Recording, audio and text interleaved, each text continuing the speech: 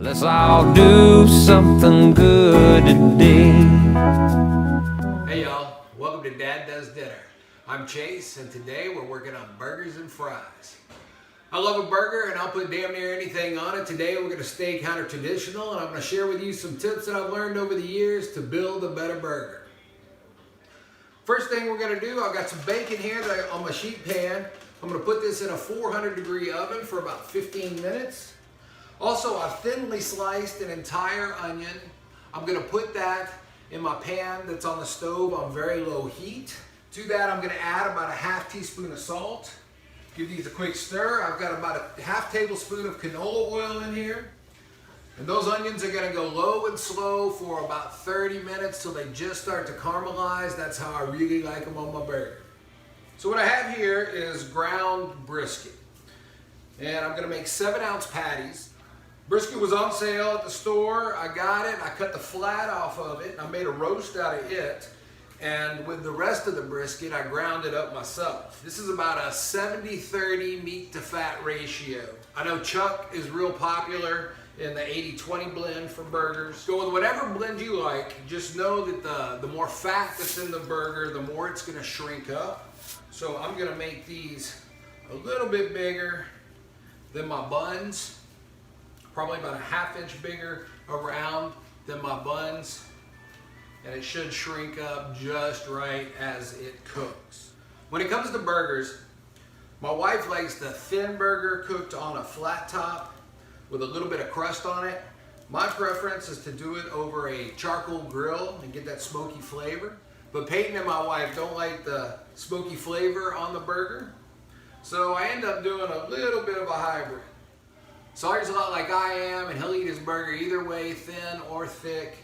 So to keep everybody happy, I do these a little bit on the thin side. I do them over the gas grill on a copper mat. That way I get a little bit of the crust forming like you find on a flat top griddle, get a little bit of smokiness from the gas grill, and that way everybody's happy. I season one side of the patty with salt and pepper. I don't season the other side. We find that makes it a little bit too salty. Plus we're adding bacon and cheese. Those bring some salt to the party as well. So this is how we like them. I'm gonna put these burgers on a Kaiser roll. The Kaiser roll is great for a burger because it's got a little bit of texture to it, and it's a little soft all at the same time, so it holds up well to the meatiness of the burger. Now for me and the boys, I'm gonna butter these buns and put them in the toaster. Amanda likes a steamed bun. Just a thin layer of unsalted butter goes on here. This does a couple of things. One, butter plays real well with beef and adds to the overall juiciness of the beef. Also, this thin layer of butter is going to help that bun maintain its integrity. Now, if you're not a mayonnaise fan, I highly recommend this step because that layer of butter and that layer of fat will keep those juices from the meat from soaking into the bun. You probably noticed that I cooked that bacon on a rack. Did this for a couple of reasons. One, it gets a little crispier if it's sitting up above the pan, and two, it makes for easy removal so I can set the bacon over, let that cool, and now I'm going to add to this pan with the bacon grease just some good old Ore-Ida extra crispy fast food fries. This is a great way to take ordinary frozen fries and make them into something just a little more special. These bake at 450 degrees. I always find whatever style the frozen fry I'm cooking with, sometimes we go with the seasoned fries, sometimes it's just these regular ones or crinkle cuts. They always take, maybe 10 minutes longer than what the package says. The package says on this, 450 degrees for 15 minutes. I bet it's gonna take closer to 25 to get these to the crispiness that I want them to be. Whenever you're doing frozen fries, make sure that you spread them out, get them on a nice single layer. Otherwise, they don't have a shot at getting crispy if they're just piled up on each other. They'll end up just steaming themselves. And that leads to soggy French fries, and who the heck wants that? Sometimes I do cut my own fries and then I'll double fry them, but that's another episode. We'll do that one some other time. And they're ready for the oven. I want to go ahead and get my toppings for the burger prepared so when that burger comes hot off the grill, I can just assemble it and eat everything while it's still hot. So first I'm going to do a little bit of lettuce. So we pop the core out, And now I'm going to dice this lettuce up. You know, when eating burgers, I think we probably all had that issue where we bite into the burger, grab that leaf of lettuce, it pulls out, it falls apart. If you dice up your lettuce, you got a better chance of that burger staying together as you go for a bite of it. I'm gonna do the same thing with my tomatoes. I like to use these cherry tomatoes for my burger. I know a lot of times we see this in the store, this gorgeous big slicing tomato. We think, oh, how big and juicy and flavorful it's gonna be. And most of the time, our store-bought tomatoes, that's just not the case. See, the problem with tomatoes is that in order to survive from the fields all the way to the store, of the rinsing, the handling, the sorting, the shipping, they gotta be picked when they're really green, and most of the time it happens before they're truly ripe. The tomato has several different ripening stages, and within that green stage, it's actually got 4 different stages of maturity.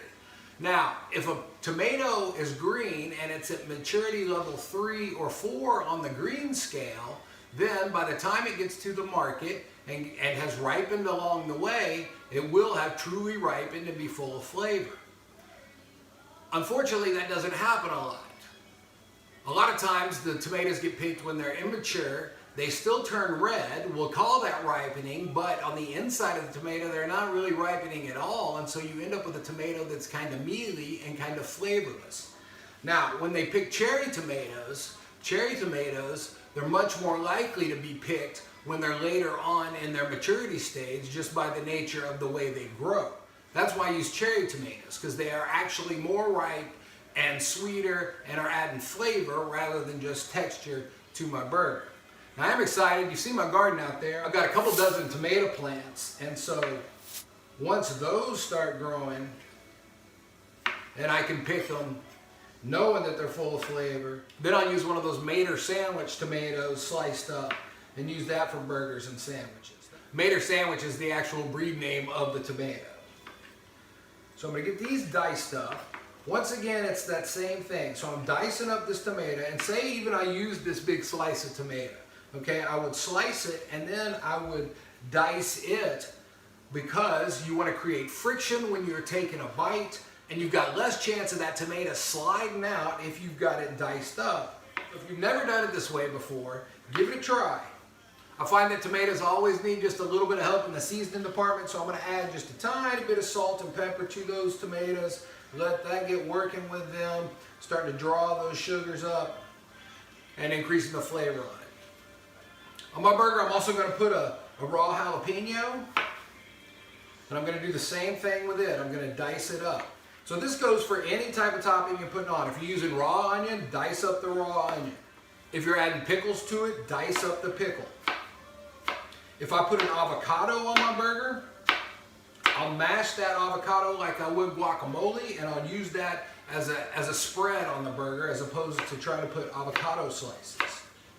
You want to create that bite friction so you have a cleaner bite. I leave the seeds and membrane in on these jalapenos. I do like the heat. You know, in a jalapeno, it's not the seeds that are hot. It's the membrane, the thing that holds the seeds in place. That's what's hot. So if you don't like as much heat in your jalapeno, you just remove some of that membrane. You can remove all of it for a milder jalapeno, or half of it for a little bit of spiciness, whatever your taste is. You may want to consider putting on gloves before you handle jalapenos. If you don't, if you handle them with your bare hands, after you work with them, make sure you wash your hands right away. Otherwise, that can lead to some very unpleasant experiences. You can guess how I found that out. You see my onions are just starting to caramelize a little bit. Once I see some of that color, I give them a stir. You can see some of them are caramelizing nicely.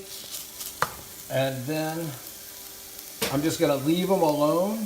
You need to leave them alone to achieve good caramelization on your onions. And now I'm going to cover them up. I put the buns in the toaster oven on the broil setting to lightly toast them. And now I'll take my burgers and my bacon and cheese out to the grill. Same rules apply for the bacon. You want to cut them in just a large bite-sized pieces so you're not pulling out entire strips of bacon as you take a bite and your burger falls apart. And we're using good old American cheese because it melts nicely. It's got a good mild flavor to it. I will put any type of cheese on my burger, pepper jack, cheddar, sometimes blue cheese. Today we're going with good old American. And note that I am aware that American cheese isn't actually cheese, but a processed cheese food because that's what we do in America. All right, burgers are on the grill. I do like cooking these on this copper mat. Not a huge fan of the copper mat for most things, but for some things I like really well, and one is hamburgers. Like I told you before, we can get a little bit of a crust on these burgers with that copper mat. Also, these burgers are really fatty. My grill's gonna wanna flame up a lot, and this copper mat prevents that from happening. These burgers are gonna take 3 to 4 minutes per side to get them to a nice medium temperature. I'd like to give a shout out to Mike and the crew at One Arm Brewing and Barbecue in San Angelo, Texas. I know Mike was at his suppliers today getting the ingredients to make some grilled seafood pizza, and he's running an all-you-can-eat endless sausage special on his andouille sausage this week. One Arm Brewing and Barbecue. Make sure you check out his YouTube channel. This is where that copper mat comes in handy. So all that grease is just going away from the burgers, and it's flaming up over there. Woo, that's a fire. All right, so 2 of these are gonna be bacon cheeseburgers. So I'm gonna add my pieces of bacon, and then I'm gonna lay my cheese so it melts over that bacon. Just when that cheese is just about done melting, I'm gonna add to it the bottom bun of my burger. I'm gonna give that another minute so that cheese really sticks to that bottom bun. When you've had just about enough of this Corona craziness and you're going quarantine nuts in the house, try to reach out to somebody else. Do something good for somebody else and everybody feels better. Remember, tomorrow brings us one day closer to all this being over. All right, fries are done, looking nice, crispy and golden brown. That took about 5 minutes longer than the package said. And these onions, pretty well caramelized. You can go further down if you want with these, but I'm gonna call these done. Got lots of good color on them. That's gonna bring a lot of good flavor, and these onions are gonna be super sweet. I toasted the buns for me and the boys. Amanda likes hers steamed, and I'm gonna do this in a tortilla warmer. That's a damp paper towel. Got her bun in here. I'm gonna cover that up and put it in the microwave for about 30 seconds. Okay, so let's build a burger. I'm gonna put together Sawyer's burger, a little bit of mayonnaise, thin layer of mayonnaise. That helps with the integrity of the bun by keeping the juices from soaking into the bun, which we also toasted and buttered. So these buns are gonna stay pretty fresh throughout the whole eating process. Put a little bit of mustard. I'm gonna put that right on the patty to act as a little bit of glue for my tomato. Add some of this grilled onion, and I'm gonna put that on the bun side. And then some of our diced lettuce. Put that together. Some Whataburger ketchup for the fries. Taste one of these fries. Very crisp. Got that good bacony flavor to them. Pretty tasty. So here's what the burger looks like put all together. So yeah, you've got the cheese and the bacon on the bottom of the burger. So you may be thinking, oh, that's an upside down burger. Actually, when you're eating it this way, when you take a bite, your tongue's gonna hit that cheese and then that bacon first, and it's gonna taste more cheesy and more bacony than what you're used to, and really bring some full flavor, because otherwise when you bite it and it's on the top, then you got all that chewing around before it gets down to your tongue, and then you're like, oh, that's bacon and cheese. So this makes it a better burger. I put mine together already, just like Sawyer's, except I always add ketchup on my burger. And these have the diced jalapenos on it. Thought I was filming it, I wasn't. So let me take a bite. So that was a pretty sizable bite. No tomato to drag out, no big leaf of lettuce to drag out. Stay together nicely. Very tasty. You can't go wrong with burgers and fries. Play around with them. Stack them up with whatever you like. Do doubles, triples, in between 2 grilled cheeses. I love my burgers. We'll see you next time. Let's all do something good today.